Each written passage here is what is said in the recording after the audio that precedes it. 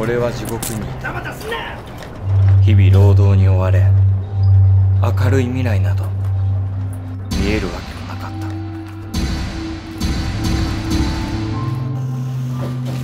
おい、いつまで寝てんだ。起きろ。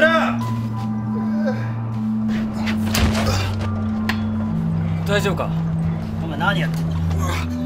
黙ってんじゃねえよ。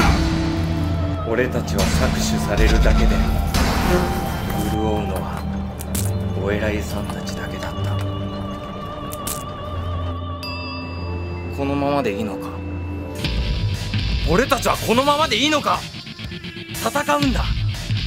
俺たちの意地見せてやるんだ。行くぞー！